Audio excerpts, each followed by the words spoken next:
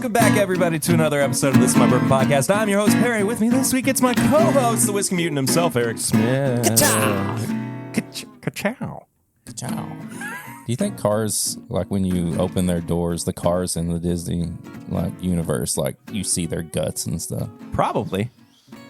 Kind of gross, right? Unless they're all like, it's like mechanical guts. Well, no, if it's like real, like they're like real. I don't know, man. He's asking the tough questions. It's way too early in the episode for these tough questions. I was thinking about that last night. Just thought I'd ask. I hope everybody had a great Thanksgiving.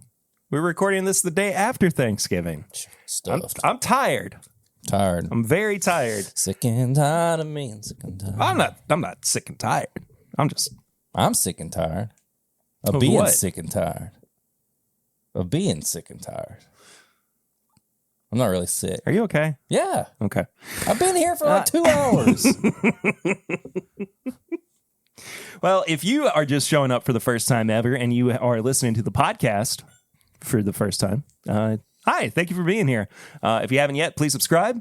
Watch it on YouTube if you want to do that. YouTube.com/This Is My Bourbon Podcast. You can also just listen to the audio of it.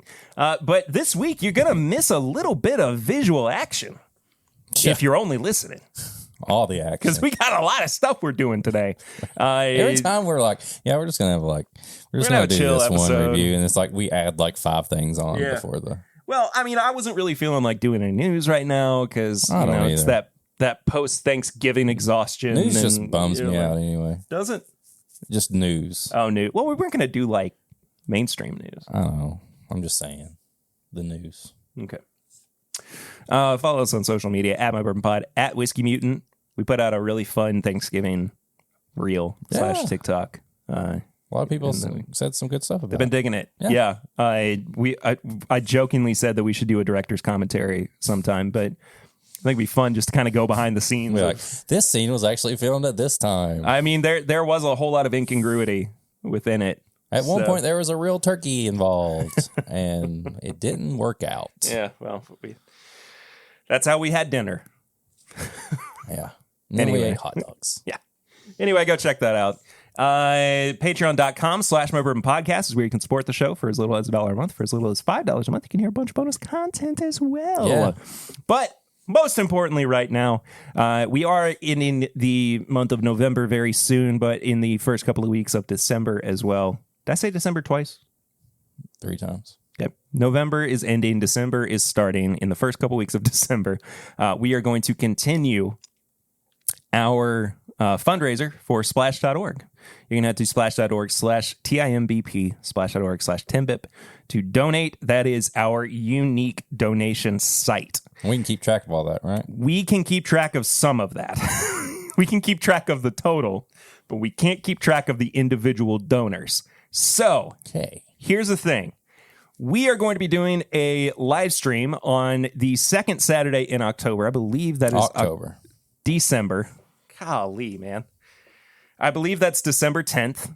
And that is going to be essentially it's going to be for everyone. It's going to be our last big push for the fundraiser for Splash. But there are going to be prizes and rewards, that are going to be kind of doled out throughout that live stream. And those are going to be exclusive to the people who have actually donated. So here's the thing. I meant to say this last week. I completely forgot to do it. But since we cannot keep track of the individual donors, individual donations, if you would please, so that we can make sure that you are included in our giveaway thing for that live stream, send me a screenshot of your donation. You can email it. This is mybourbonshop@gmail.com. You can send it in a DM at My Bourbon Pod, whatever. Just want to make sure that we have it so that we can include everybody who has been a part of that. And I just want to go ahead and say thank you to for everybody who has donated so far. As far as I know, we have done very well. Good. And that's all been because of you guys. Yes. So huge thank you for all of that support and for showing up and showing out to support people who are less privileged than we are. Yeah. This is the hardest time of year for those folks. And so We want to make sure that they're taken care of. We got to take care of some other business. Some business. Which I am very excited to try. You are a little bit more skeptical. I have my thoughts. I'm not saying, okay, we'll just get to it. So yesterday's Good Mythical Morning, Rhett and Link did a whole thing about how they weren't actually doing a Thanksgiving episode because their numbers always dip on Thanksgiving Day because they anticipate that people are going to like sit down and watch it with their families, and then they don't, and then they're like, well, we had these great ideas, and so today we're just going to sit here and talk. And so Rhett gave Link a lot of hell for the way that he prepares his ham for their big joint family Thanksgivings. Anyway, all that's beside the point. They tweeted a picture out, a screen grab of that episode, and beneath it, their in studio chef who prepares all of their like crazy dishes and everything, Mythical Chef Josh, tweeted LMAO Mythical Kitchen put out an episode. Go watch that, please. And I replied to him, Josh, what bourbon would you pair with turkey this year? He said, Wild Turkey American Honey blended with Woodford Reserve, served on a big-ass clear ice sphere with cinnamon smoke. Okay, I'm following him until the Woodford. Now, I replied and said, can you be on the podcast soon, please? And what did they say? Nothing. Okay. Nothing yet. Well. But I have reached out to Josh to be on the show sometime soon. What if he puts you on their show? I'd lose my mind. I would absolutely lose my mind. So we're gonna put this to the test. This is my favorite Woodford because it's so small and it's gone really fast. And some American honey as well. So what we're gonna do is we are gonna create this cocktail. And apparently I am really bad at opening things. So today. I'm assuming 1-1. Right? That's what I'm thinking. 1-1. I just feel like there's a better option than Woodford. Woodford double oaked? Well, just anything other than Woodford. What a nice color.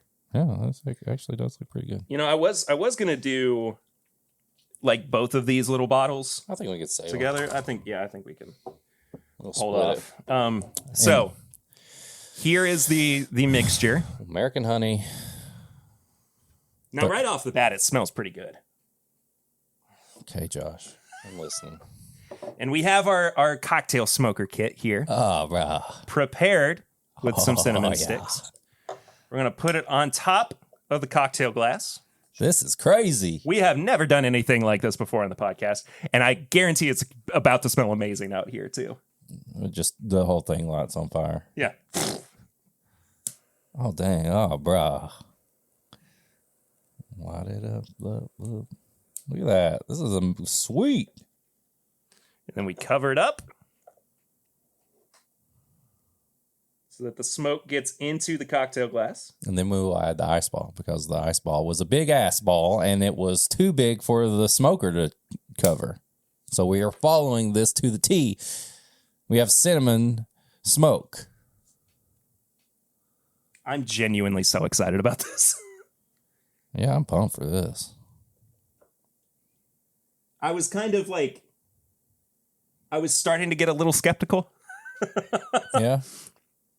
But, I mean, and I don't really know how long to leave that on there either. I don't feel like it needs too long. But I'm also not seeing... Oh, it smells good. I'm not seeing a lot of, like, smoke getting light it up more. Yeah. Burn it down. Burn it down. There we go. Yeah, there's some smoke getting into that glass. I wonder what we would name this. You think he's named it already? The Mythical Turkey? I like that. You think so? Mythical Turkey Reserve. I get that he used Woodford because it is a very common bourbon. Yeah. But I feel like if this is good, imagine how much better it could be with like something better than Woodford. If this is good, we are going to find a way to improve upon this cocktail. Yeah, that's what I'm saying. Yeah. I'm going to give it just a second more. But, I mean, it's working. It smells good. It smells great out here. This is the best it's smelled in a while. Should we usually stink really bad. Yeah, sorry. Do we want to light up? Yeah. For the glasses? I mean, we're going to light up right now. I mean, it's been a while. Are we going to get banned from YouTube? Probably. Yeah, probably. So, all right. How's it smelling? smells pretty good. Yeah. It smells smoky. It smells, I don't know if I get a lot of cinnamon, but I definitely get a smoked old-fashioned-y type deal. Yeah. It's definitely a smoked cocktail. I can smell it. Yeah. This is interesting. Here's what I'm going to do. You going to light that up? Well, Is this our incense?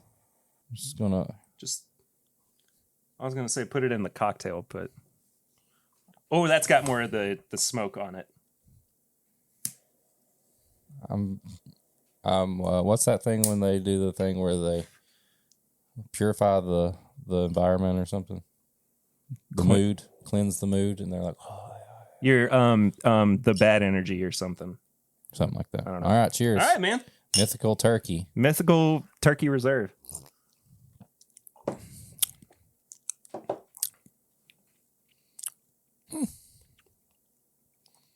I like it.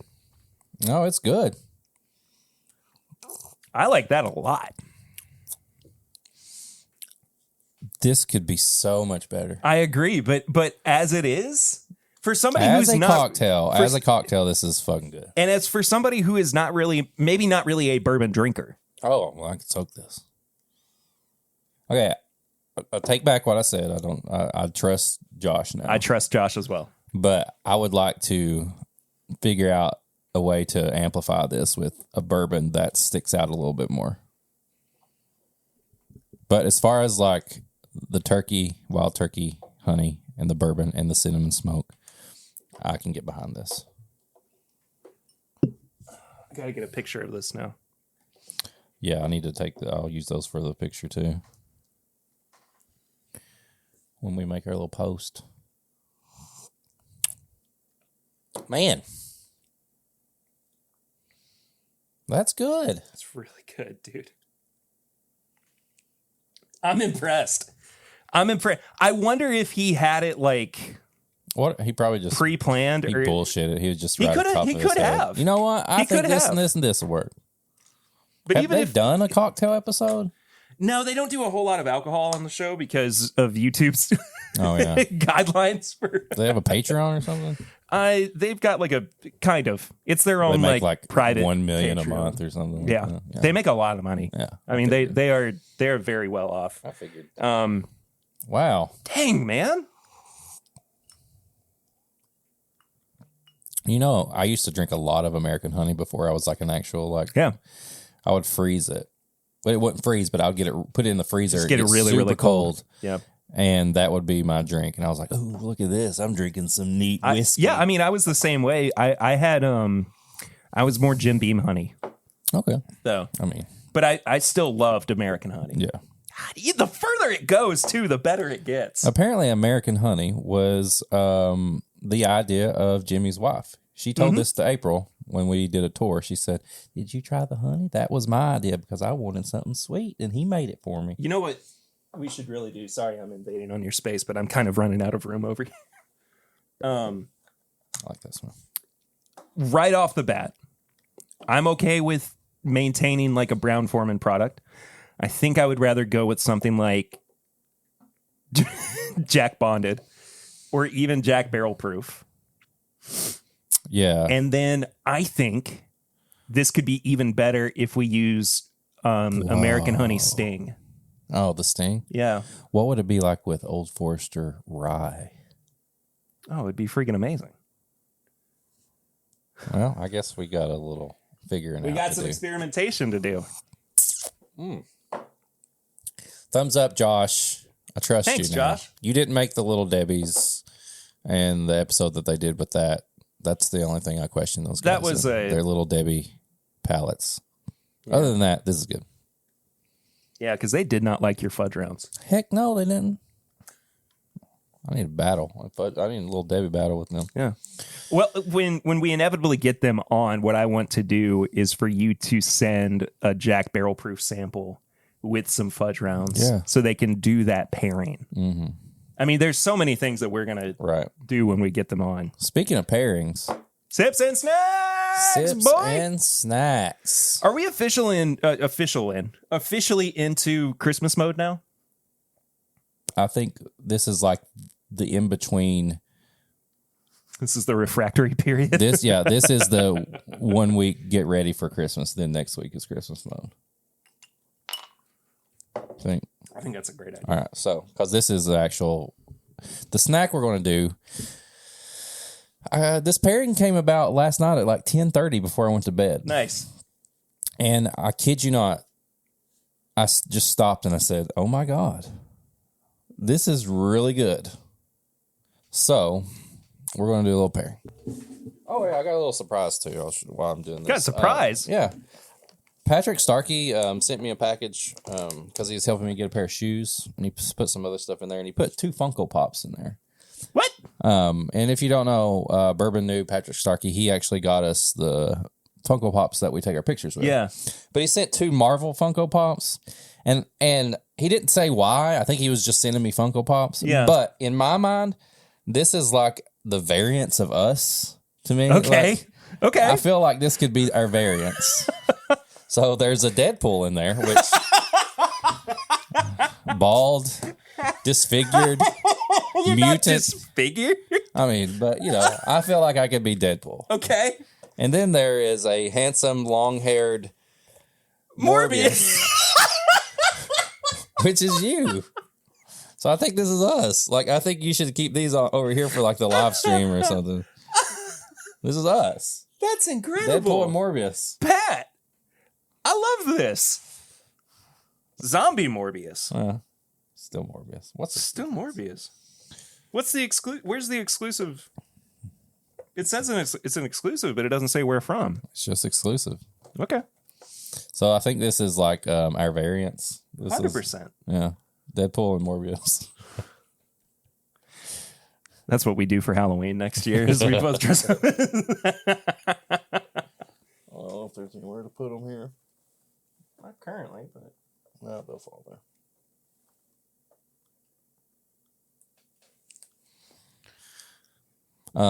So yeah, there's that.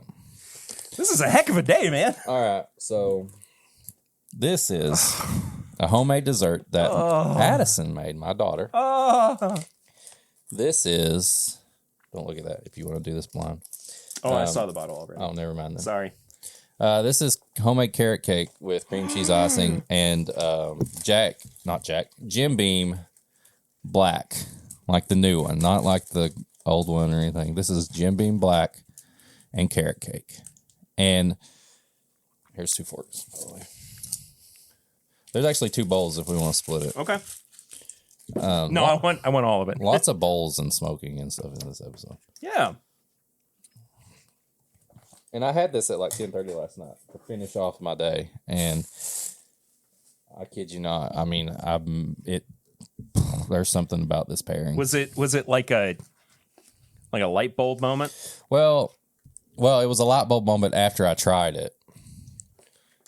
But what had happened was everybody was asleep. I'd already locked the basement, put the cat downstairs, and I went to the shelf in the kitchen that has just a bunch of like just random things in it, and I was like, it's getting late. I know we're recording. I don't want to do anything like high proof. And I just saw I was like, I think a Beam product would be good. And I saw the Jim Beam Black. This carrot cake is excellent. Made from scratch. Is scratch the right word? Mm-hmm. What would the alternative be? Well, I mean, like, sometimes when I think it's made from scratch, I'm like, Grandma just went in there and she just started grabbing stuff like nothing. Like, I made this from nothing. But scratch, you bought all the ingredients, you made the mix, you made it all, you followed a recipe, and then that. You didn't buy. She didn't get a box and pour it in there and mix it up and then just call it a day. Like, she shredded everything, little carrots and all that stuff. No. Okay. Oh, man. Carrot cake is my favorite cake. Oh, it's so good. She did a great job. Carrot cake and cheesecake are my 2 favorites. And this is incredible. Addison, I know you're probably not listening to your dad and his friend on an episode of their podcast about bourbon, but Boy, howdy, you knocked it out of the park. Thinking about trying to include the phrase boy, howdy in more of my vernacular. Oh, Snap. yeah, dude. I don't know what it is about it. I don't know if it's like the kind of nutty Jim Beam, like the little. I don't know. It just brings out something in the carrot cake. Adds like a little bit extra flavor to it or something. It transforms it into something. Wow. It brings out more of the raisin. Yeah.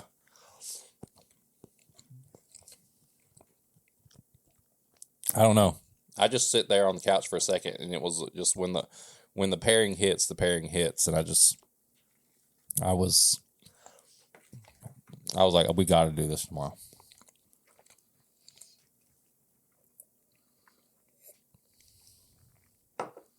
Oh, wow. That's so good. That is wonderful. So, if you want to do a pairing, Man, all kinds of good smells out here today. carrot cake and Jim Beam Black. Man. Thanks, dude. Thank you. Yeah. Yeah. What have you been drinking recently? Well, I'll run through a couple things, and then I want to talk about a sample we got sent that we had the other day. Oh, yeah. On Thanksgiving, I had I made some maple old fashions. I used Evan Williams. I did have a little bit of Russell's Reserve. Opened back up the new Master's Keep that we have. Yeah. Had a little bit of that. Had Kentucky Owl Batch 1 rye.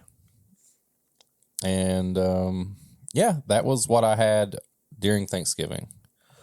When you came over a few days before, we had a little Friendsgiving thing and had all that. We were lucky enough to try Van Winkle rye, and that was the first time that I tried that. And our friend Tony Bag of Donuts sent that to us. Perry brought it over, and we just enjoyed it right there. It's just nice to... I like being able to talk about it, but I like having a moment, too, where it's like we try a sample, and it's not like we're filming it or something. You know what I mean? Yeah. Like, yeah, we could have set the phone up and did a little quick live or done something as Tony got us done, blah, blah, blah. But it was nice just to be sitting around just at families together. We're just hanging out, having fun. And it's like, hey, let's sit down. Let's pour this up and chill with it. Well, it's why it's why we started Samply Irresistible. And B, I have only realized more and more since we've done Samply Irresistible that it is not curing the disease that it's set out to. You have more. Because I just keep getting samples. And so, like, I now need to just... Well, I'm sorry. I didn't mean for that to sound like a... Sample me. No, I was just saying. Sample me, daddy. Sample me, daddy. I need to be more proactive about the samples that we receive. There's only enough time in the day, though. Well, there's only enough time and the week and your health. And I can, yeah, exactly. I mean, at some point it does kind of all start to run together. And I mean, like when I'm not drinking for the show, I'm usually drinking something that is a little less, consequential is not the right word, but that's kind of where I'm leaning. Comforting? More comforting. It's more comforting. Yes. It's less like thought provoking. Right. It's your like blanket. It's my go. Yeah. It's more of like my go-tos. Like it's like I know I'm going to be sitting on this spot on the couch, and I know if I have this in my glass, it's just going to make everything feel good. Yeah. Like the amount of Knob Creek single barrels that I go through that I don't really talk about on the show just because it gets kind of redundant after a while. You need to try some of that before you leave, by the way. But there's just so much to go through, and on top of being sent samples by listeners and friends, we also get media samples. And so, I mean, during the pregame chats, I had to run out and grab the Barrel Bourbon New Year sample. They gave you a beanie, too. Just sent. They gave a beanie that was very sweet of them to send. I haven't worn a beanie since I was in college. It's not really cold today. No, it was also itching me a little bit. So I figured it was best to forego the beanie. But yeah, I agree with you. It's nice to not have to drink something all the time that you feel like you have to be making content with. You know? But Van Winkle Rye is very good. It's pretty freaking awesome. Tasted like candy. I mean, I can't explain it anymore. It was one, too, where I was just like, this is just awesome that I'm having it. And I'm not even going to sit and try to analyze this. I'm just going to freaking just enjoy this to every drop. And it was so good. Yeah.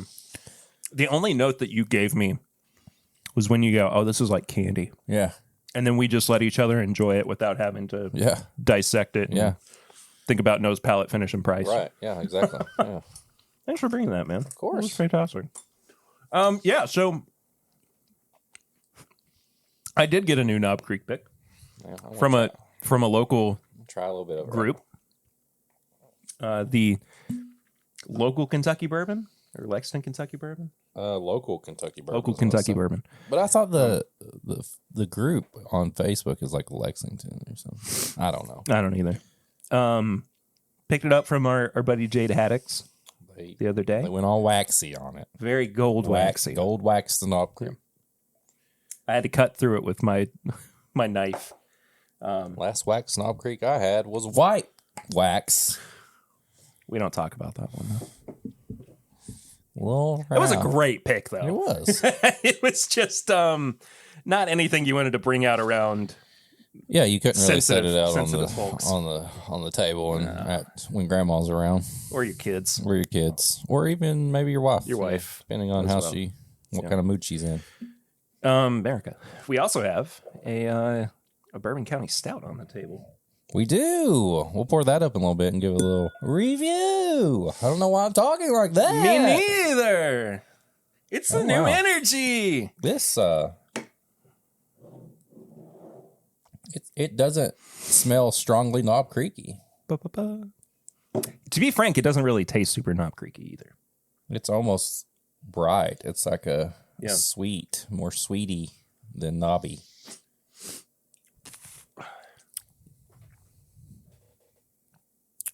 Oh. Apple turnover. It's fruity. It's fruity and desserty. The first couple pours that I had from it, the main note that I was getting was honey graham crackers. Oh, I can see that. And I still get that, almost like Teddy Grahams. Yeah. Yeah, I get like an apple, good, almost like an apple pie, and it could even have like a graham cracker crust on it or something. Yeah. What a fun episode this has been so far. It's wild, just all over the place. Nice, I like that. Mm-hmm. I'm still smelling a bunch of that cinnamon smoke out here. This is one of the better 9 year Knob Creek picks. I was going to say young, but 9 years is not that young. Well, young. Or a Knob Creek, though. Yeah. What just happened to my nose? Why did it get so red? Did you just punch me and I didn't notice it? Yeah. How's that fast? I'm not even mad. I'm just impressed. Yeah. Oh, Bourbon County Stout? Yeah, let's go. Whew. We're blazing through stuff today. We're blazing through. I got this little boy stouty glass. Tell everybody why you had to get a little boy stouty glass, Eric. Well, I don't drink stouts all the time, and I got like a 6:30 p.m. hangover the other day when I drank all that stout. Plus, I poured half of mine back in your glass. Not because it was bad, just because I just can't drink a lot of stout. Oh, my Lord. Do you want more? No, that's good. Okay. Look at that. Now this. That's dark. Tell me about this one. I don't know nothing about it. Give me the deets. Excited to have this one. Give me the deets. This is the Goose Island Bourbon County Reserve 2-year Barleywine ale. So this isn't even a stout. Oh, Yeah. Barleywine ale aged in Old Fitzgerald bourbon barrels for 2 years. Old Fitz. Old Fitz barrels. Nice. You know what we got on the table somewhere. Old Fitz is Old somewhere Fitz. here. Yeah. It's lighter than a stout for sure. I mean, you can I could actually probably see finish through it. more of that there. Fill my glass up here. And it's a lot more more carbonated than a stout normally is. So what's the 17? 17? 17 is the ABV. Okay. 34 proof beer. Okay. Well, so what is barley wine ale? Don't know. Okay. Just checking. I was just making sure I wasn't supposed to know something about it. I do know what Old Fitzgerald is, though. Now, I will say this too. This is not the first barley wine ale that they have been aged in a wheated bourbon barrel, because they did one with Larceny a couple years ago. Oh, yeah. Oh, my God. Develops in the bottle up to 5 years? Yeah. That's wild. Yeah. Now, would you leave this just in a cold spot or actually in the fridge for that long? I usually leave mine in the fridge. Okay. Just because I don't ever really know what's going to happen in this ever-changing garage studio area. That smells different. Oh, it smells like sour mash. I was going to say It smells like walking into a fermentation room. It smells like you're on the thing and you can dip your fingers in the thing and. All right, cheers. Dink it. Goose Island. And sink it. Okay. Whoa! It tastes like soy sauce. Like, it has a soy sauce, like, kind of bitterness to it. Wow. I'm not mad at that. I'm not either. I just wasn't anticipating it. But I like that this is a little thinner than that last one. Yeah, me too. I could drink on this a little bit more. Like, I could definitely be, I'm okay with this. Now, this one is probably going to be in the more expensive It's going to be the hard one to category. get. Yeah, A, because it is, it's something a little bit different, and B, because, it's got that extra little quality to it. You're all about this one. Oh, I like this one. I wasn't anticipating that. I like this one. Do you want me to go get that big glass? No, we're good. It's still 17 proof or whatever you said, but no, I'm just saying, like, I could see myself getting this one and pouring a full glass and enjoying it. Like, I would not be like, oh, I can't finish this or something like that. Because I really think that last week the one was good, but I really would have been like, hey, Perry, just finish this for me. Like, I can't do this. I can do this one though. Yeah. I'm curious how you're going to react to next week's one. What's that? Do you want me to tell you now, or do you want it to No, be a let's surprise for everybody? Let's be a surprise. How many different Goose Islands are there? This year, of the bourbon counties, I think there are like 8. Okay, and we got 3. We got 3 of them. Yeah, They released the day, didn't they? Everywhere. Yeah. Apparently, our area wasn't getting a lot of them. No. Our area didn't get this one, which I think is insane. And they also did not get the 30th anniversary Bookers. Oh. Too. Well, it's not just Bookers. It's Bookers, Knob Creek, Basil Hayden, and a 4th one. I can't remember off the top of my head. Man, I'd like to have some cookies with this. I don't know why. Yeah. I'm thinking like chocolate chip cookies. And so I also refrained from requesting one of the standard offerings, like just the regular annual Bourbon County Stout We can get that those comes out. yeah. Yeah, that's exactly why. Yeah. Because we find them around here more often than I was anticipating. Yeah. Honestly. I mean, it was well into like May of this year that last year's were still readily available. I saw the regular one sitting at Ernie's this morning. Yeah. So. Yeah. I mean, I fully anticipate Total Wine to have Oh, yeah. plenty of these Just don't. Plenty of the regular offering. Don't ask Don't ask Chad for any. Why not? He'll post about it. He'll be mad. He'll do like a post that says, "We're trying to work here. Don't ask me about my." Dude, that was deserved, though. Don't ask me about that. I mean, that was a well-deserved criticism of consumers. I think it was, at least. Why don't you agree with that? Oh, I mean, you just don't want him to whine? Yeah. That's just life. What did he say exactly? Do not ask nicely. Do not go into a retail store on Thanksgiving and tell an employee you got out of bed and away from your family for something you knew wasn't available. That's a choice. Don't be rude to the cashier. They are paid to make your experience end well, not hear about what you wished was being sold.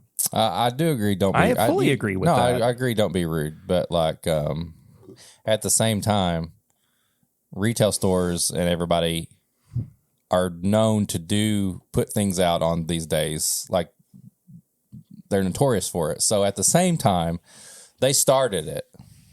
Yes, don't be rude. I completely agree with that. But at the same time, there's a reason people get out and do that, because for a while it's been like people would put special releases on the day after Thanksgiving or the day of Thanksgiving. Like, we've seen it all the time. So it's like a little bit of both. I don't think you should be rude at all, ever, in any situation. Not.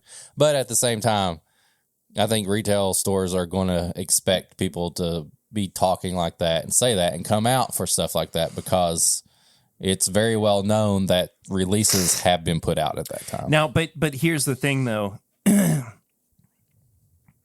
that was on Thanksgiving Day. Yeah, like we were recording on Black Friday, right? And I think I am more willing to empathize or sympathize with him with it being Thanksgiving, because in this particular scenario, the person who is complaining has made the choice to be away from their family, and then comes into your place of business and complains to you, somebody who did not necessarily have the choice to stay with or be away from their family for a holiday. Yeah, but you took that job, so yeah, like just being a nurse, like you're going to have to work on Thanksgiving. That's just part of it. I understand. I understand. I'm just saying, that. No, I agree with don't be rude. I'm just saying, like, the retail stores are the reason people do this, because they have put out releases plenty of times on Thanksgiving Day, like Liquor Barn and different places like that. Okay. So I'm just saying he's not all the way right, just because I don't want him to be all the way right. So that's your own personal bias that you're now bringing to the table. Pretty much. I'm just saying, like, you're not doing great with your own argument. I'm here, the buddy. best at my own argument. I'm just saying I am doing the best at this. I am the best at this. I'm just saying, like, stores too. Like, I mean, I see it in the hospital and stuff like that. I usually don't talk about where I work, but I don't know. But everybody knows you're a nurse. Do they? We've talked about it plenty of times. I thought I only kept it on Patreon. No, we talk about it. Have I? I'm like 98% sure that we have. That doesn't matter. I don't care. I'm just saying, but like, nobody knows where you work. True. I'm just saying, I think, I'm taking away me and Chad's fun. Just when stores do things in the past and then people come in and they don't have something in another time, that's just people doing what they were used to. Like, they were used to stores having releases and stuff. And yes, everybody is a lot worse now. Like, there's a lot more people doing it, and there's a lot more people being turds and rude, and that's unacceptable. But at the same time, it's going to happen because they started the tradition of putting releases out like Thanksgiving and stuff. That's all I'm saying. Yeah. I'm getting back on just serious, non like WWE style. I want Chad to be wrong. Yeah. Because I agree. Like, yeah, you shouldn't be rude to cash registers and stuff like that. But at the same time, hopefully retailers are at least telling their cash registers and stuff how you need to expect this, because this is just a thing that's happened a lot before. So. Yeah, no, I don't disagree with that aspect of it. People are going to hunt on Thanksgiving Day no matter what because that was a thing. That's all I'm saying. And I inherently, I feel like I have to sneeze, but I don't know if it's ever going to hit me. It's okay. I muted it. What? That was a good one. I mute every burp in the main episode. I don't normally burp though, so that was a pretty good one. Fine, I left it in. Yes. I lost my point. Oh, I know what I was going to say. I inherently just kind of expect the best from everybody. And like, especially, and the people who are going to Total Wine on a holiday anticipating a big bourbon release, I think that as far as like the people who are listening to Tim Bip and that group of people, as far as like the Venn diagram goes, it's a pretty small sliver in the middle of where that overlaps. No, I don't think anybody listening right now is the people that are taking time away from their family and stuff. I think, but in general, there are not, the majority of people who do that are people who don't care enough about the bourbon. They're more like just chasing the bottle. Yeah. And yeah, for sure. Yeah. So yeah, my thing is like, I think it's just like, it's just one of those things. It's just like in my job. It's like, yes, patience.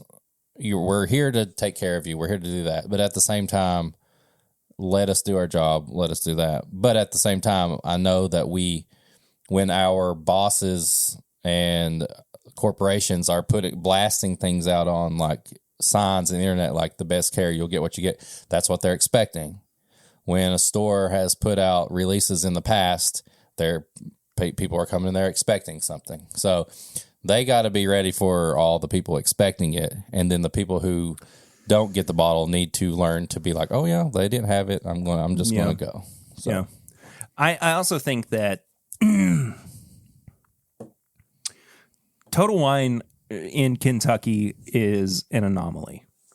It is such a weird subsection of places that people expect to go and find good bourbon at. Yeah. You know, when the very first Total Wine opened up in Lexington, out in Lexington Green, they had some pretty good releases.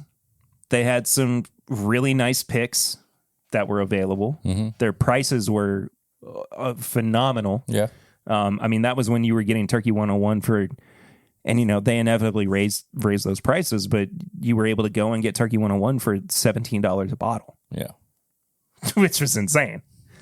I mean, I wish that I had stocked up on Turkey 101 the way that I did for this Thanksgiving. Which, by the way, haven't bought a lot of Turkey 101. I never really got too much of what I was drinking or what I had been drinking recently. But all throughout Thanksgiving, the only bourbon that I had to drink was Turkey 101. Well, we made a whole turkey of 101. I had to, because I have so much of it now. We literally made a video about this on our Instagram. I have so much Turkey 101. But the good thing is that I had people to share it with, too. Yeah. And so the only thing that's really left, aside from one of those travel size bottles, is the handle. Oh, that handle. So the body. The carcass. The breasts. Anyway, Kentucky's just a weird place for bourbon releases and the expectation for bourbon to be released. And it's like stuff. The big stores especially have done so many random stuff like that people are just expecting it all the time now. Like, I mean, I'm not going to throw out. There's another big store that's not Total Wine that put out Buffalo Trace allocations during a snowstorm. Yeah. And people were driving out in the middle of it. Somebody posted, hey, they got this, Weller 12, whatever. And it was during a snowstorm. I'm just... No, I know. I know. I don't know. But yeah, Chad, I love you. You know I do. I'm just giving you shit. Like, I guess I was playing devil's advocate for this. Because I think it's a great conversation to have when... just that the consumer and the hunters and everybody versus the retailers and how the stuff they got to go through. And it's just, it really puts it into perspective how people need to respect each other. Well, and in this particular instance, it's not Chad's fault. No, it's not. But he is taking up for the people that are a part of his tribe. Yeah. You know, just breaking it down to God. a If more. Chad was my chief, I don't know if I would be. How do you get out of a tribe? But breaking it down to a. You have to deconstruct and then you have to renounce the old ways and you have to say, well, whatever happens, happens. But breaking it down to like that kind of fundamental humanity level of like you defend the people that you are the closest to and that you have the most interaction with. Right. Like his thought process was, these are the people that I care about, that I have been placed with in the thing that helps best provide for me and my family. Yeah. And so I totally understand the way that he reacted to that. And I mean, I do not envy anybody who is in a retail space where bourbon is being sold right now. I do not envy any. Did you know that Swan used to be in retail? Does he have any Blanton still? He might. Okay. Do you want to ask him? Yeah. Do you want me to text him? Yeah. Okay. I'll shoot him a text real quick. But yeah, like just be respectful when you're hunting. I'm playing the side of the consumer who's getting the bourbon. I get it. And I get it. I would rather see everybody have a not get that negative what are you saying? Sign that negative. I can't even think of the word. Reaction, experience. When you just assume, when people just assume that if you're coming in for bourbon, you're going to be a jerk. You know what I mean? Like no matter what. Oh, like preconceived notion. Like hopefully not any retailer or person working at a cash register who sees somebody in the bourbon section and they see them walking towards them. I don't want them to always be like, oh, this guy's going to be a jerk, or he's going to ask me if I have something that we don't have, and he's going to be mean to me about it or something like that. Like, yeah, and the other thing, I think this is my last point on this before we move on, but it's been a long time since I really considered myself to be a bourbon hunter. Yeah. You know, like go out of my way to try to find anything that I might just happen to stumble upon. I'll run into a store that, like my honey hole kind of place every now and then. Does he have any? He said, I asked him if he used to work. I said, hey, you used to work retail, right? And he said, nah, I've never worked a day in my life. Oh, he's a liar. We know that. But I am just so far removed from that mindset. Yeah. And not that I ever was like intentionally going into stores and trying to be the entitled guy. You know, like because that's entitled guy. Boy, howdy! Don't you know me? Boy, that guy howdy. who thinks that I'm supposed to get everything. I'm on a podcast. Give me all the bourbon. Maybe I went a little bit that way with the antique collection samples, and I apologize for that. But I acted on. I mean, we're also reviewing a Buffalo Trace product today. We'll talk about that in a moment. I think my face is red too. I think that was stout. I think we have gotten a little bit. Yeah. It's also a little warm out here. Just you, baby. Oh, I hated that. But anyway, I have a very tough time putting myself into that mindset of somebody who does feel entitled. Yeah. You know, I don't feel that way. Why do people think they deserve a bottle of bourbon more than the other person that got it? We could do a whole episode on this. I know. I really like I think we should. I really like this. I think that we should pick this back up on another episode in a few weeks, but I don't think I have the emotional capacity at this particular moment to be like, I want to go into let's break down the psyche of bourbon hunters. I want to be prepared for it. I'm just saying, like, this was a nice evolution. Yeah. Thanks, My Daily Bourbon. You actually contributed for once. I want to get Chad back on the show soon. Here's something that I want us to. Just hear this. I just saw.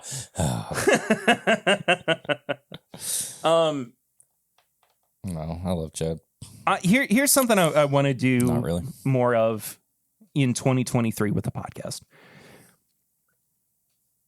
Bringing people back onto the show that have been crucial to the backbone, the DNA of what we have done for the past 5 years. Yeah. And it's not like me saying I need to push you out or anything.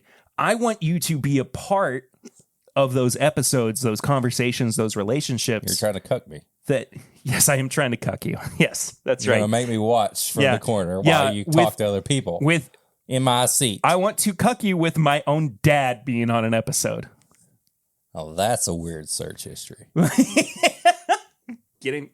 Never mind. But you know what I mean? Like, I want you to be a part of that because I want to be a part of it. This is the first time where I have had somebody who is so consistently involved in the production and the anatomy of the podcast that it's almost like introducing you to my parents. You know what I mean? Like I've met them. Yeah, I know. But like we've gotten over that hump of like, Yeah, they haven't caught us in your bedroom yet. That's the real thing. I never had that problem because I was a good kid. Sorry, Gangren.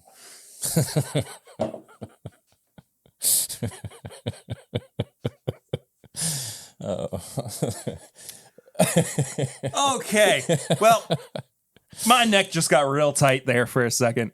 Do you want to review this Bourbon County Barleywine ale? Yeah, dude. Yeah.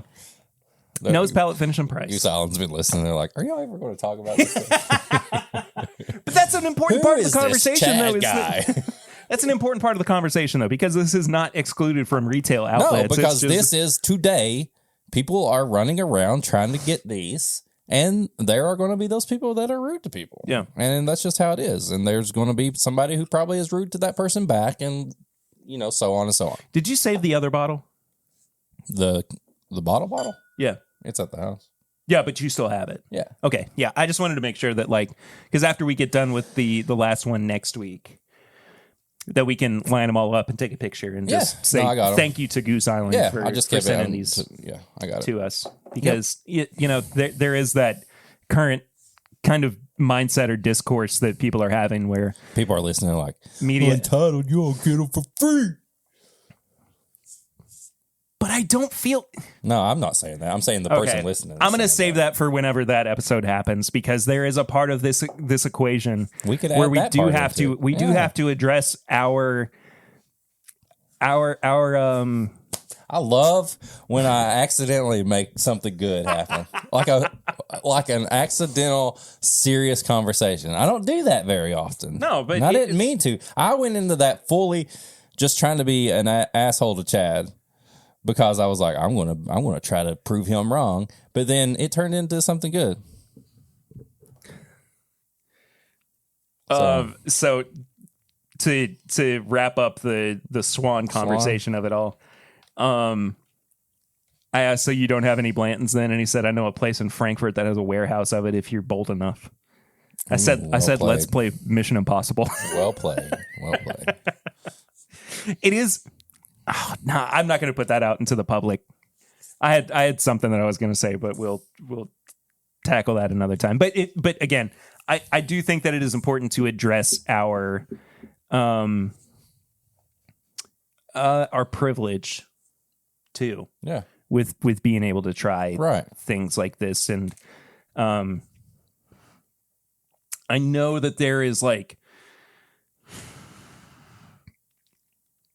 a level of alienation that happens when we review some of these really allocated products and everything. But going back to the antique collection of it all, that you brought up a very good point when we were having that discussion, that, it was kind of like hearing what your friends thought about it. Somebody who is not trained as, and this doesn't really hold the weight that it might have about 5 years ago, but somebody who is more trained as a bourbon drinker or as a bourbon taster, that doesn't really exist anymore. But yeah, I mean, there is a portion of it that you listen to this podcast not just because you want to learn more about bourbon, but you also want to have a connection to the people whose palates you might line up with, or you just enjoy kind of parasocially spending time with somebody. Yeah. I mean, I'm that way with podcasts. I'm that way with the content that I consume. You know, Exactly. I enjoy that 30 minutes, hour and a half every week where I get to sit down and kind of catch up with people that I honestly have no connection to. But you feel like they're your friends because it's like you're having that conversation with them. Yeah. In the car or sitting down working or whatever. Yeah. Anyway. Goose Island, Bourbon County. Man, I like this a lot. 2-year Barleywine ale. I like this a lot. Yeah, man. It's Old Fitz, bottled in bond barrels. I kind of like it better than I did the Sir Isaac. Oh, I'm all Stout. about this one. I'd buy a 6-pack of that. Is that possible? It would cost you $100, but I didn't even talk about too the packaging that it came in, and I kind of manhandled it, trying to get the bottle itself out. Let me see that. But it is so nice. Oh, it's like got a tag scent like on the side here. But look at the front. That is like the exact shape of the Old Fitz decanter labels. I love that a lot. It's so well done. And this reminds me too of the. You really did. I told you, yeah, it's like falling apart as Eric's getting it out. But it reminds me of the Blanton's finished stout that came out last year. That was like in a bag that was similar to the Blanton's, and it had a mini horsey cork to go with it too. But just so cool, man. I like that. Just great presentation, great packaging. 10 out of 10 if we had a design category too that we were trying to rate. But nose, palate, finish, price? Yes. I'm assuming again that the price on this is probably $20 to $30. Nose, I like this because it the nose and the palate to me are about the same. There's this like, whoa. What's starting soon? Sorry, that was the wrong tab. There's this that didn't sound good at all, did it? There's this like soy sauce thing, but I love the smell of soy sauce and I love the taste of soy sauce. Yeah, it's a savory note that's kind of it's a savory soy sauce thing going on. I love the feel of it because it's not as thick as the stout before. I mean, altogether, and how much did you say this was? $30 to $50 or something? I was thinking like 20 to 30. 20 to 30. But let me.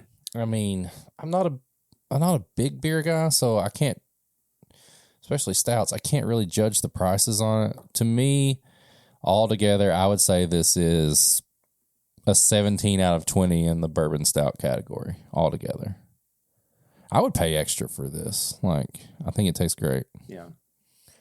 I think the finish is really good too. Like, it gives me a little bit more of that savory note, but it makes me want to go and have another drink. Yeah, I'll do 17 out of 20 in the stout category altogether. You know, I just because, oh my goodness gracious. Well, there you go. Oh, that was from earlier this month. That wasn't even today. Just a big old line of people out at Goose Island. Sorry, let me point this out too. This was aged in 14, 16, and 17-year-old barrels. First time since 2018 as well. So I think that larceny might have been the last time that they put it out. Nice. Let's see. $40. $40. I mean, that's a lot. I think it tastes like something that I'd pay $40 for. Yeah. I just wasn't expecting that. I mean, I would be like, hey, will you give me $20 and I'll pay the other $20 and we'll split this thing. Yeah. I think if you find it, I think you just go for it, especially if you enjoy beer or barley wine or stouts or Bourbon County stuff. Like, I think it's a buy. Yeah. I mean, being the more... Yeah, you tell me what you think. Being the bourbon drinker, or excuse me, the beer drinker, more between the two of us, this, for me, rides the line between something that I would want to reach for just as a more approachable beer that I'm not, like, feeling like I couldn't have more than one of beer. You want two of them. I would have two of these for sure. But I'm saying that, well, in a perfect world. Yeah. Sure. But what I'm mostly saying is that this would not be my last beer in the way that like a Bourbon County Stout more than likely would be. Gotcha. You know? Yeah. Just because that is it is a much heavier product. This is just approachable. Yeah. And it's not super dense. It's not super light either. It's got an airiness about it that still feels like it was finished in bourbon barrels. It's got that backbone of being, bourbon influenced, but when it's all said and done, I mean, this is just an incredible beer. I love this. This is like an 18 out of 20 for me. I was close. Yeah. I mean, I'm stunned by this one. Genuinely surprised by how good this is. And I hope that I get to have it again. Like, that's the conundrum that we come to.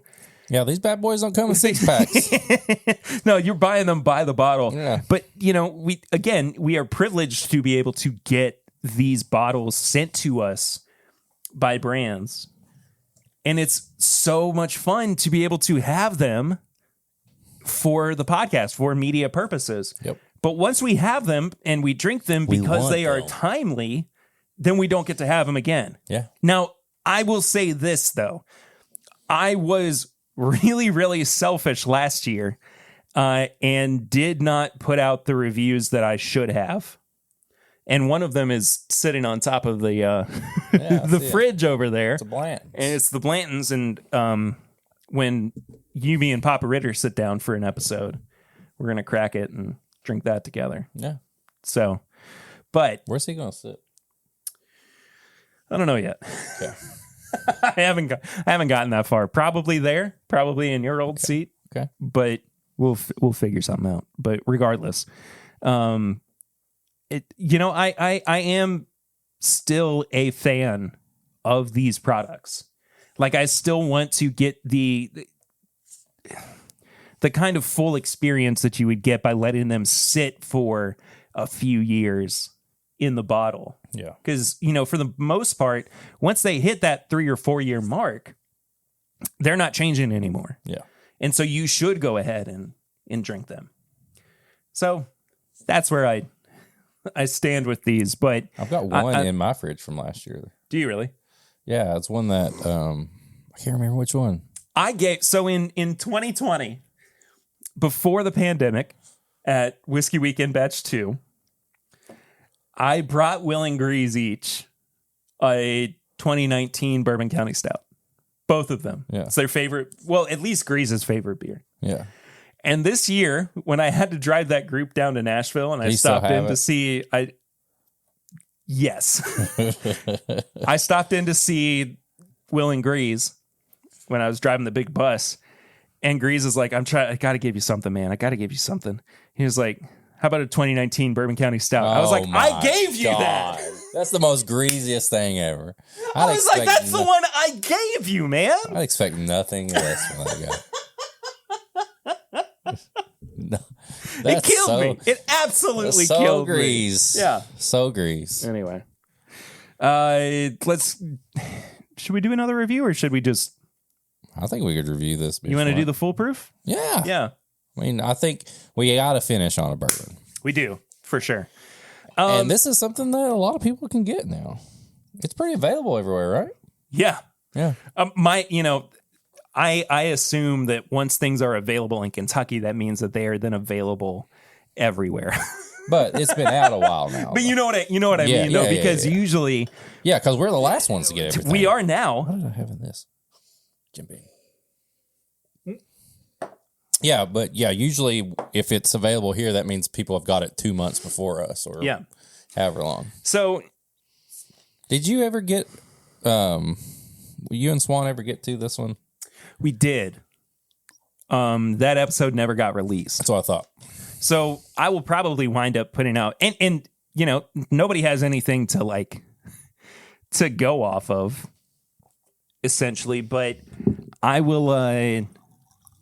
I'm curious to know what we said back then. Oh, y'all are burning through them though. You're trying to make that extra content in case you were off for longer than you thought. Yeah, I would also have to dig deep and find these. But yeah, we did review these before Eden was born. They were just popping out then. You couldn't even get them here. No, I got all of them from the Brennickies. Yeah, Indiana. Here we go. Benchmark episodes. I love that it says extra strong. Does it really? Extra strong. Fantastic. But I think what I'll probably wind up doing, just because they haven't been released, these episodes haven't been released, but Swan and I did record them, and I want them to see the light of day. I will probably put them out as Patreon bonus episodes. There you go. Or something like that, so that at least somebody is hearing them. I think that would be great. But I feel bad about recording content and then never get into it. So let's also address the elephant in the room. This is a Buffalo Trace product. It is.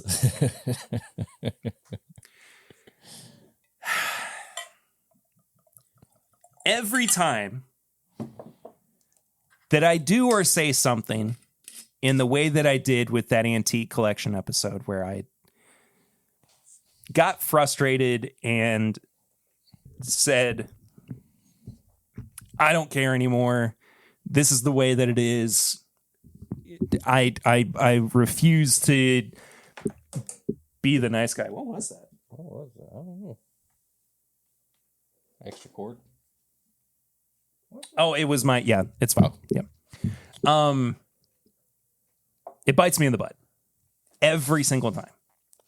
Some people like that though. It's not my. I'm not going to yuck your yum or anything. Yeah. But it's not my thing. Lo and behold, it got back to Buffalo Trace. Hey,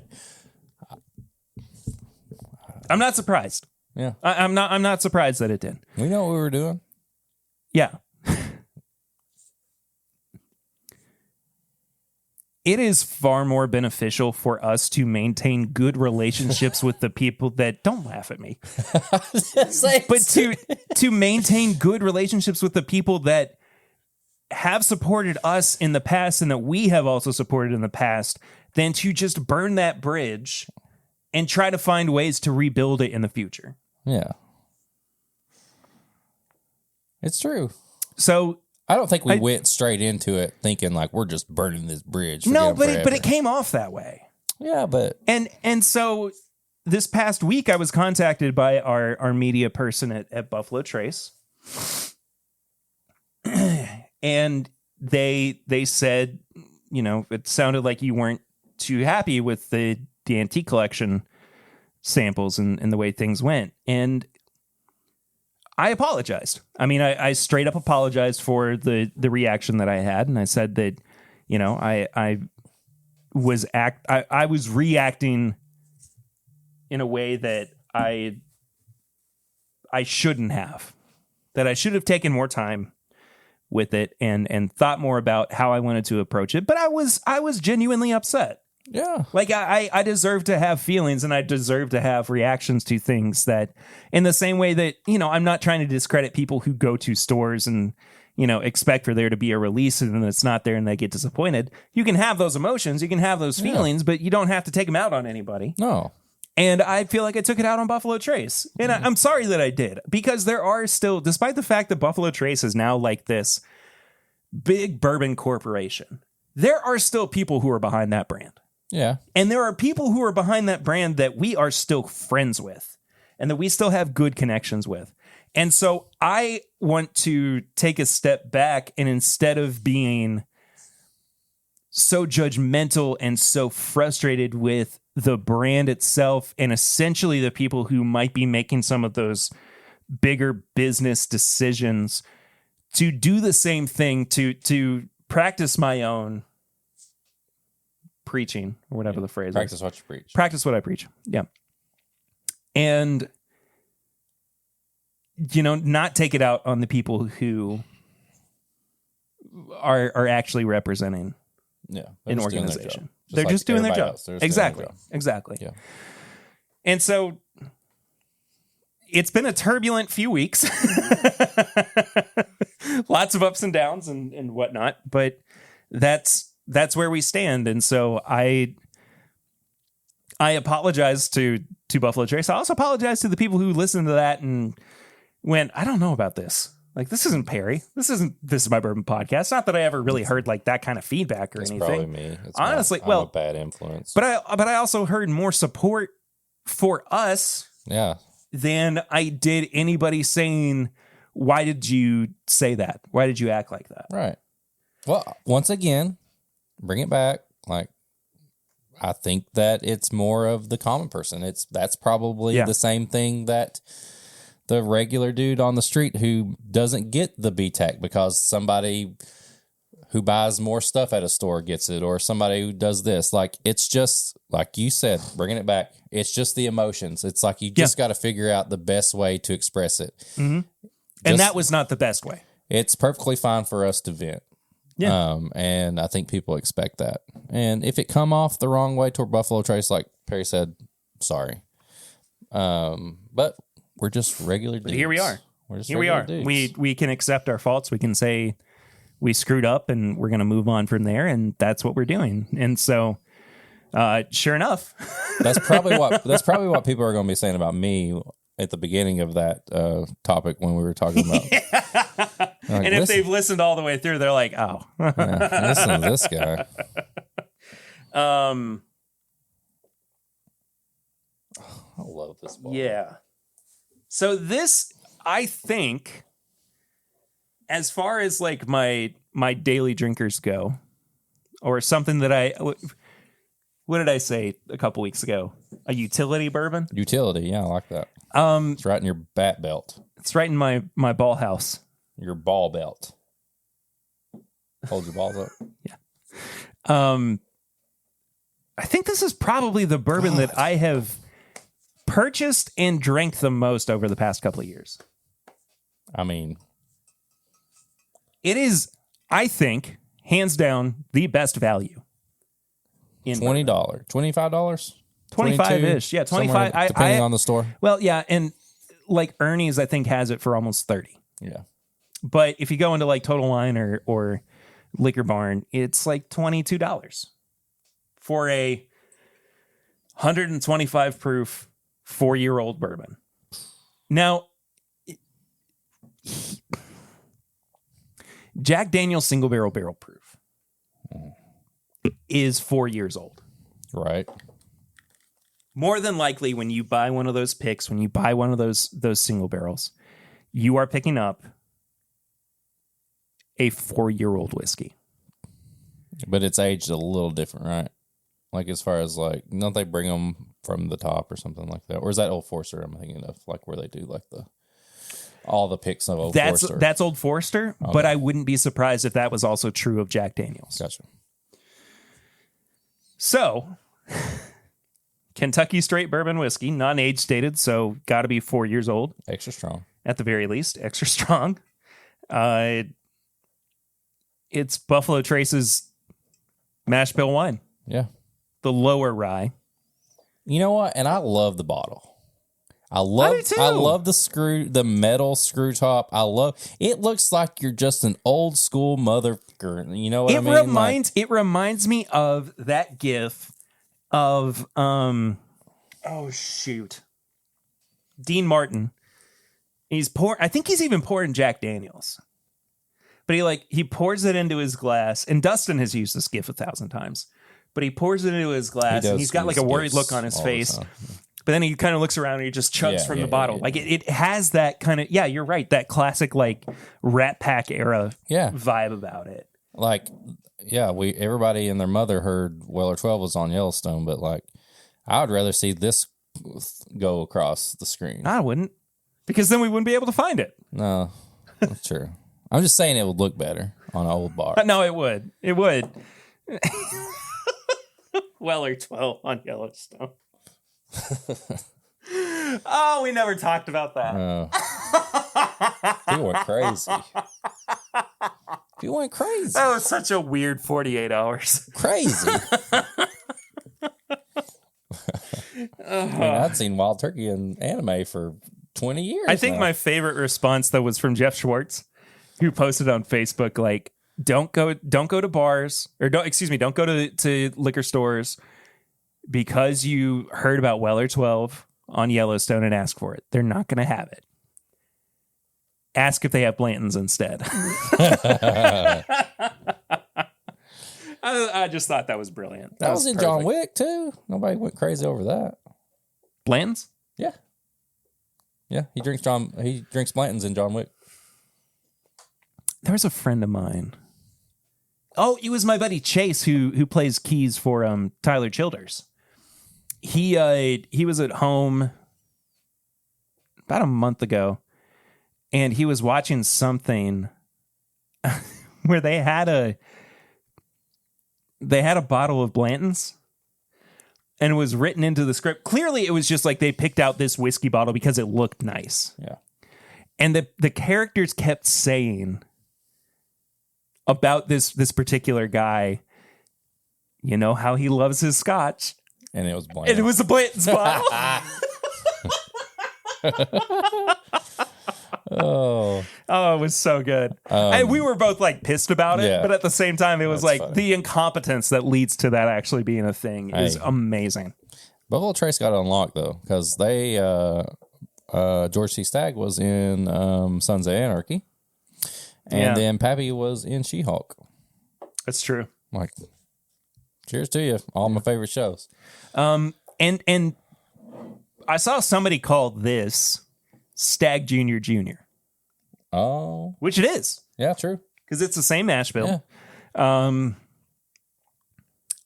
Everything that comes out of this line, I say it's like Colonel Taylor Jr. Yeah.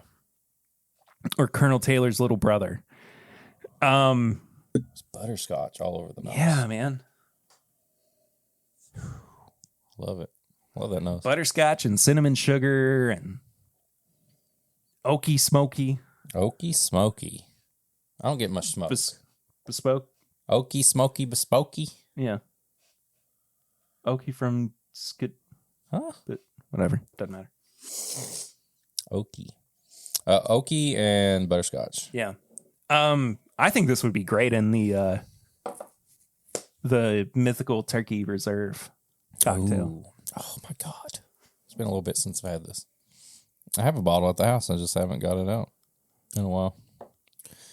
Man, I mean, I'm not gonna sit here and say, hey, this is the most like my complex pour you've ever had. So no, this is a $25 to $30, 125 proof bourbon that absolutely knocks the socks off most of other things that are in that price range. Yeah.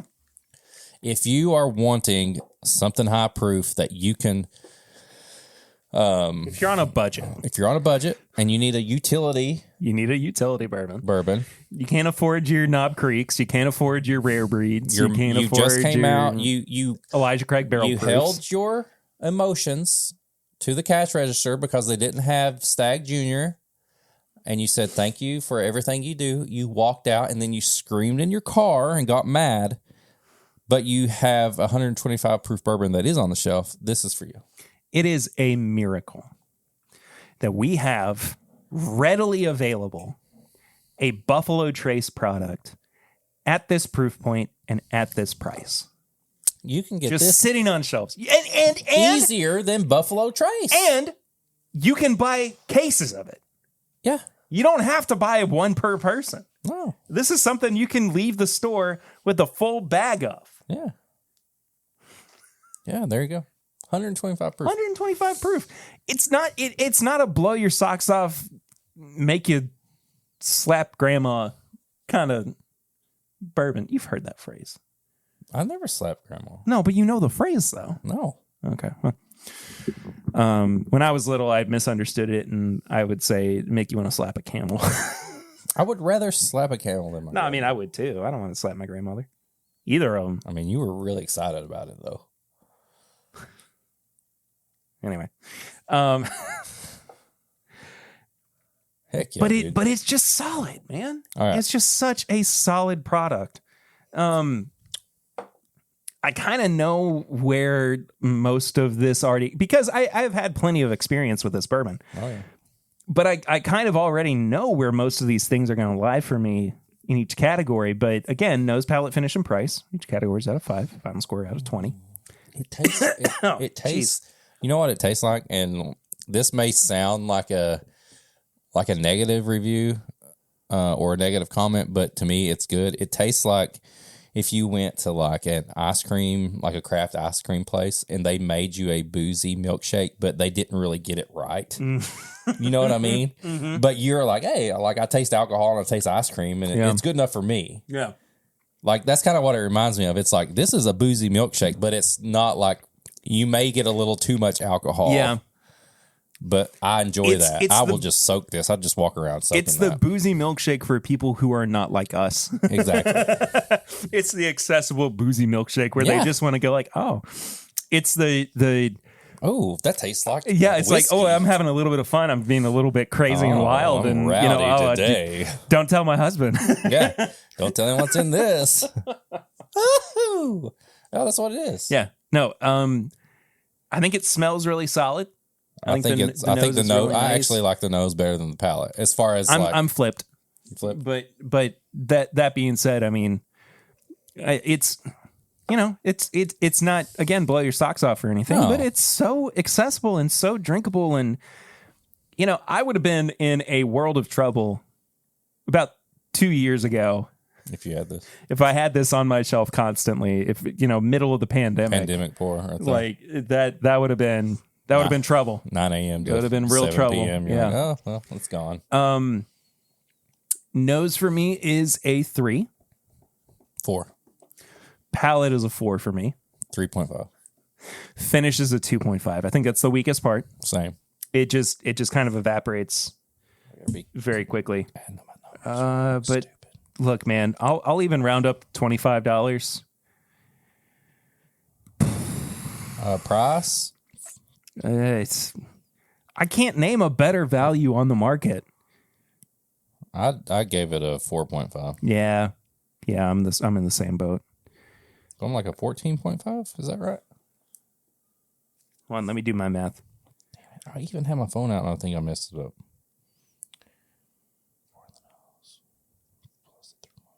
I think I have a 14. Yeah, 14.5. Yeah, so I'm at a 14. Yeah, I love the nose on this. I know we're flipped on the nose and the palate, but I think as far as like breaking it down, I can pull a few more notes out of the nose than I can the palate. I'm not saying either. That's just why I gave it a little bit more. Like there's just butterscotch and stuff on the nose that I really like. So yeah, I think you should buy. I think you should have one of these. You should have 2 or 3 of these. Buy the whole lineup. Yeah, you can leave regular Benchmark on its own because that piece of crap is. Unless you're a nerd. That's my least. Unless you're a nerd and you want to get really into it and compare them all. I've said this before. I'll say it again. It's so crazy that is part of this. Yeah, Benchmark Old Number 8 is the only bourbon that gives me a headache immediately. Oh yeah, I always get a headache drinking that bourbon. Yeah, regardless. But I mean, you can get all 5 of these bottles: top floor, small batch, single barrel, bottled and bond, and full proof for just about $100. That's crazy. A whole line, the whole set. So same price as one beat tag bottle. Yeah. That's sad to think about. High proof hot takes. Fucking dishwashing machines. What about them?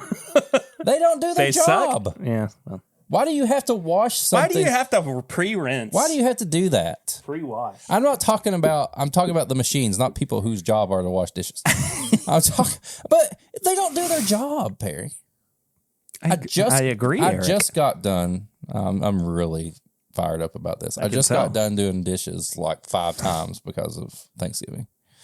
I should have got more paper plates and stuff so I could just throw them away and ruin the earth. But I didn't.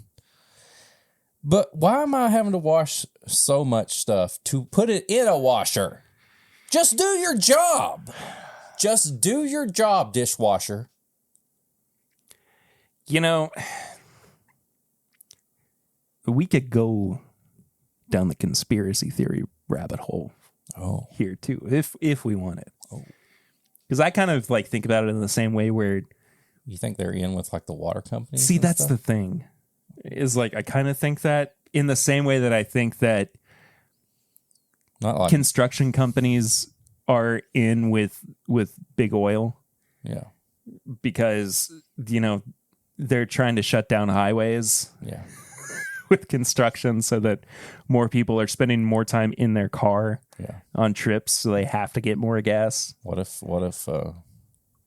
we just reverse everything we said and Total Wine and Liquor Barn are in cahoots with Thanksgiving Day and holiday people? Could be big Thanksgiving. Yeah. They're in cahoots with Big Christmas. Yeah. With the big man himself. Yeah.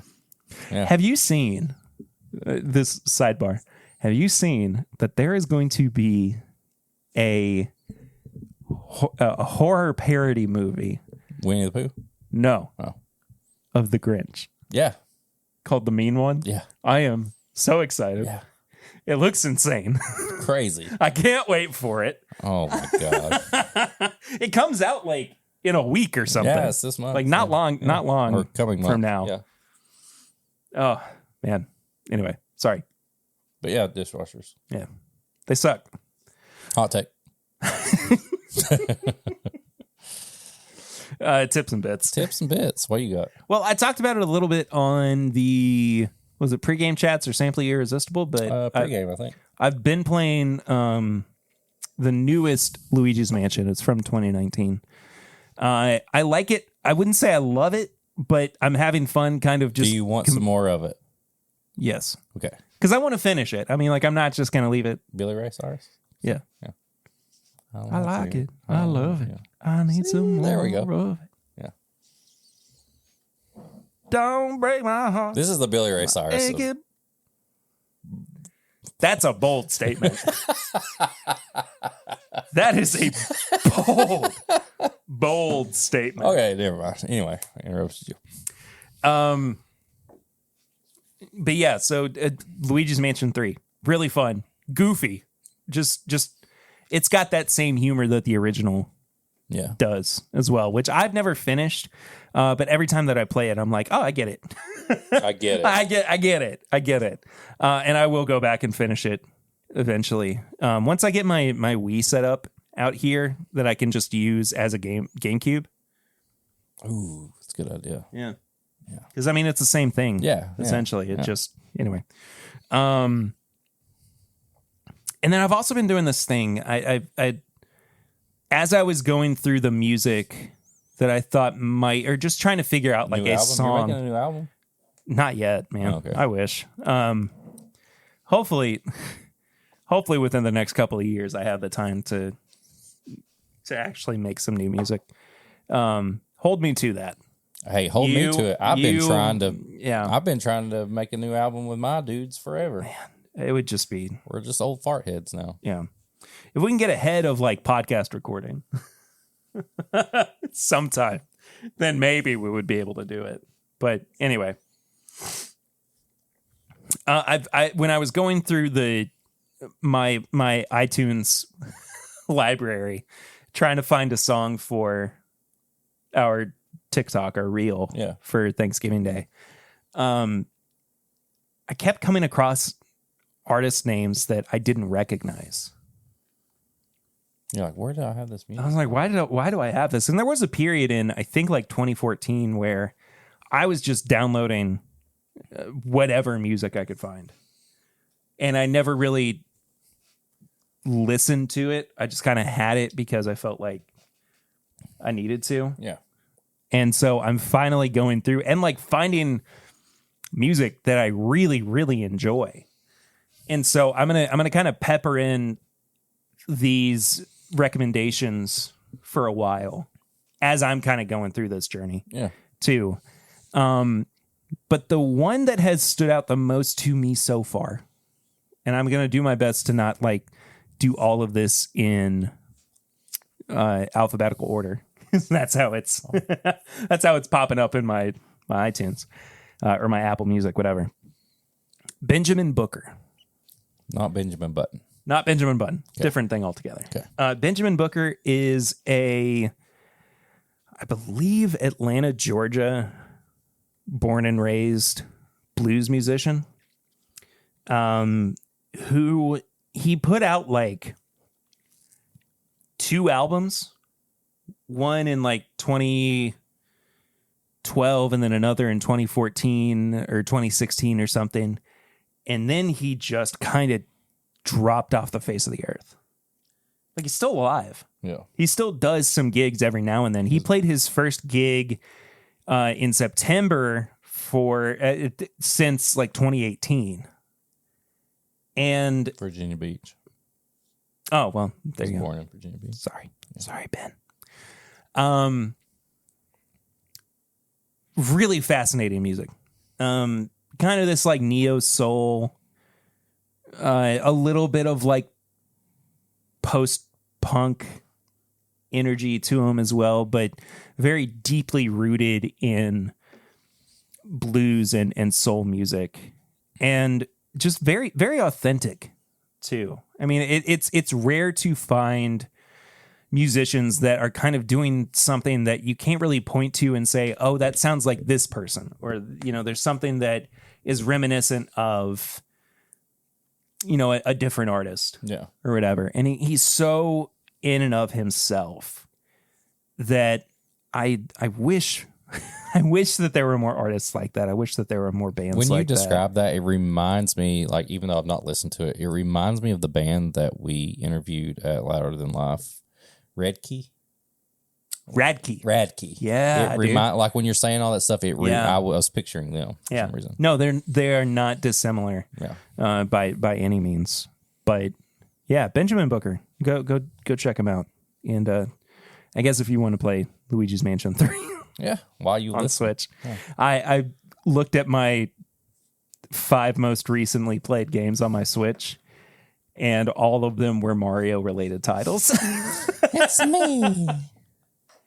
But Mario's my favorite favorite game series. Like, I just love Mario games. It's a me. So anyway, yes. What you got this week, man? What do I got? Well, I started watching a show. So I've been listening to a lot of What, you got one more? No, I wanted to show you this, and this is the best time for me to show it to you. So Link has a cactus flea plant. Oh my god! Market I gotta show you something shirt. then. But how cool is that shirt though? I want it so badly. Look what is dropping on the sneakers app here in Cactus Flea Market, November 29th. Remember those shoes? Oh my gosh, are you serious? $190. Oh my gosh. Nike Flea ones. They're the worst, dude. Look at those things. That's sneakers app. Then they'll I could enter that, and I guarantee I will not win those. Not win the right to buy them. Cactus Plant Flea Market. Sorry, November 29th. I got every word mixed up in that name. That's close enough. Cactus Plant Flea Market. Yeah, there we go. Yeah, but I really liked you can watch random episodes of Good Mythical Morning or Ear Biscuits, and Link is wearing this shirt. I'll probably throw it up on the the actual YouTube video. But anyway, what's your tips and bits? I've been listening to a lot of Andrew Santino's like podcasts and his comedy and stuff. Oh yeah, you sent me a clip from the Theo Von was on one of his episodes or something. Yeah. He does a podcast with Bobby Lee called Bad Friends, which is really funny. He also has a podcast called Whiskey Ginger, which yeah, he's sponsored by Rabbit Hole. Dude, I want him on the show. Yeah, he's amazing. I love that guy. So I've been listening to a lot of his stuff, and I just started watching Dave, Lil Dicky. Really? So I'm all the way through the first season, and I'm partly through the second season. And I got to tell you, Dave on FX, it's on Hulu. It puts everything in a TV show that I would put in a TV show. I'm not saying I'm the biggest like hip hop guy, but I know a lot of hip hop. I know like some of the names that pop up on there. But Dave is about a white rapper who's out to be the best rapper ever. He's in California right now, and he does more. People try to say he's like a comedy rapper, but he's really just he's rapping about things like his penis and stuff like that. Yeah. But the show itself, it shows his journey to becoming a rapper. His name is a dick joke. Yeah, Lil Dicky. Yeah. My dick sucks. That's his big little thing. But like every episode, it goes. It's a show that has like seriousness about somebody trying to like live their dream, but then there's also episodes about like weird sex and like different things like that. But then one episode deals with his hype man being bipolar. Gata. Yeah. And he's dealing with that. And I almost cried watching that episode. That's an amazing piece of television. He acted his ass off during that. Yeah. So I love it so much. I love that show so much. I binged the first season, and then I'm a couple episodes in the second season. And it's just such a fun show because it's serious, it's goofy, it's raunchy, and it comes back to serious, and it deals with like a lot of like just personal problems that we all deal with. It may not be the same situation you're in, but you've dealt with that similar thing before. Yeah. But yeah, Dave, Lil Dicky, amazing. Highly recommend it. And then Andrew is his like best friend, who's his manager in the show, kind of like not the actual starring character, but kind of like that second character in the show. Yeah. And he's got a lot of good stuff out too. Yeah, no, I haven't gotten to it yet, but the last two seasons of Atlanta are now available as well. And I put Dave and Atlanta kind of in the same conversation because they do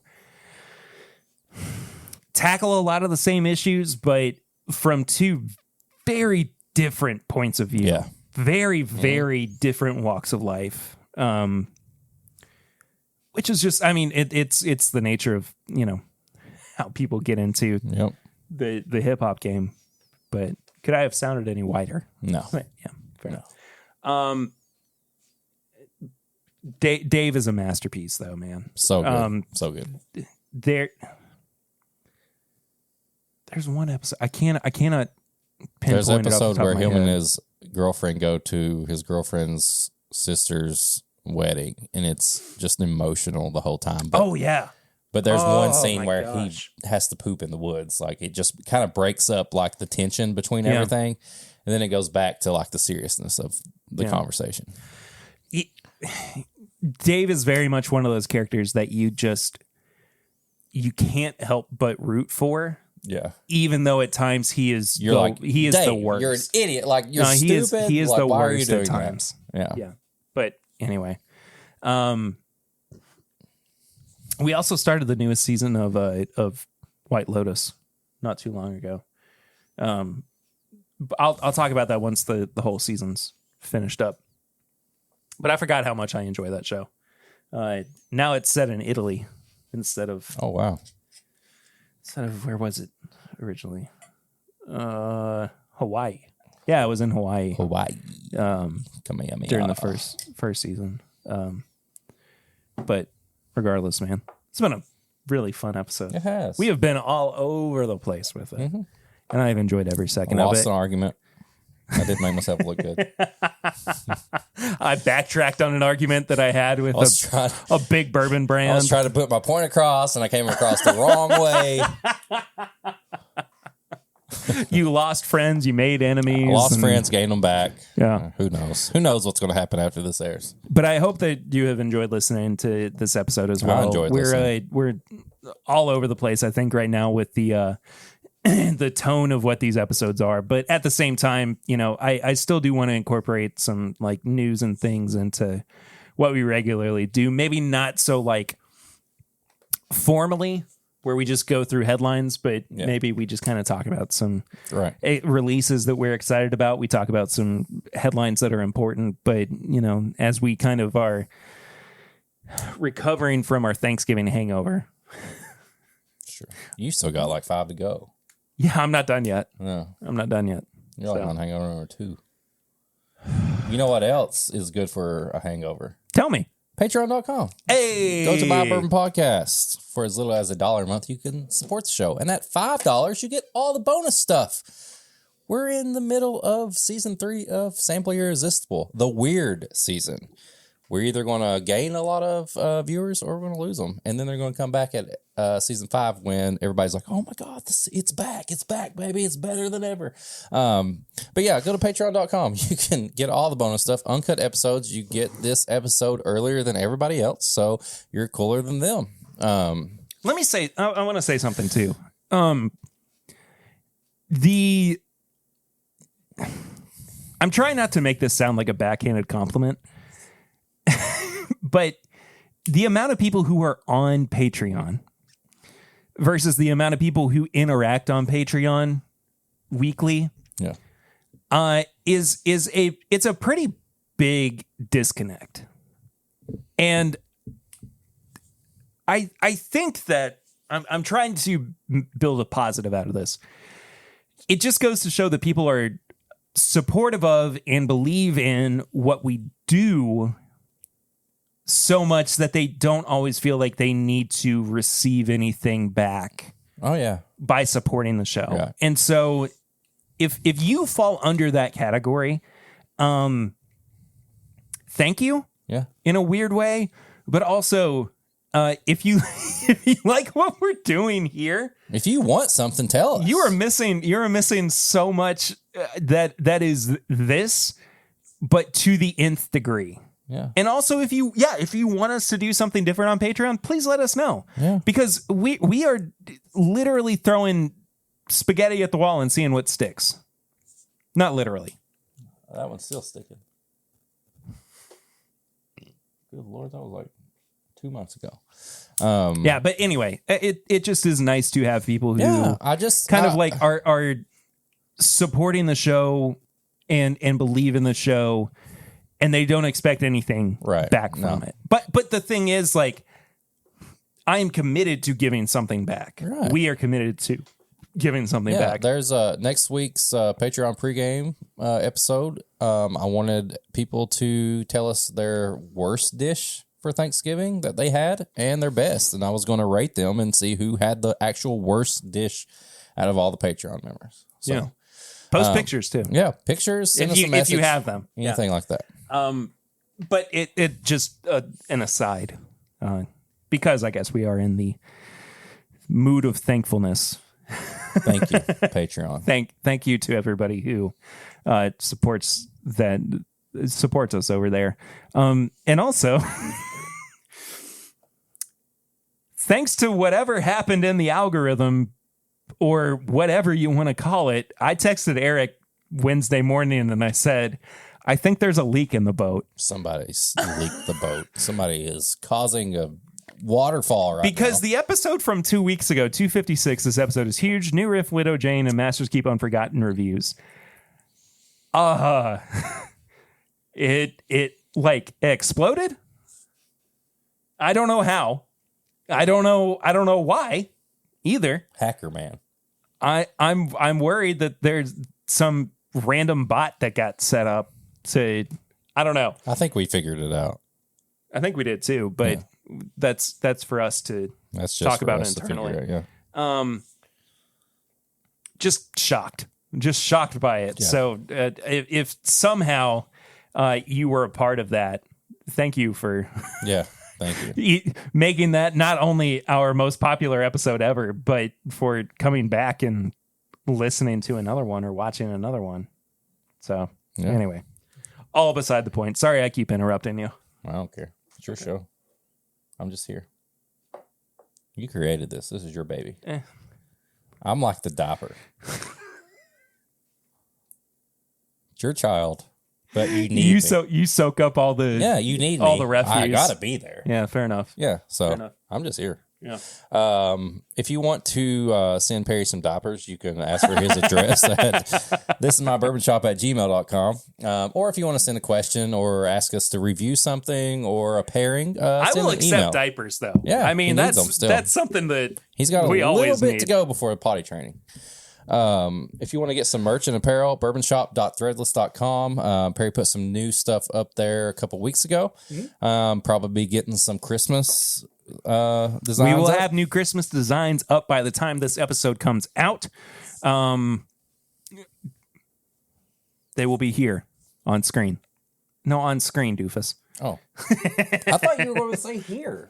No, that's where Morbius and Deadpool are. Oh, that's true. That's our variants. If you want to get some Whiskey Mutant merch, you can go to whiskeymutant.myshopify.com. Use code WM25 for 25% off. I've actually got a lot of orders going out. I've almost got all that. Nice. Yeah. Almost got all that stuff done. And once I get rid of all the merch I have now, I'm going to put out some new stuff. So get in on that.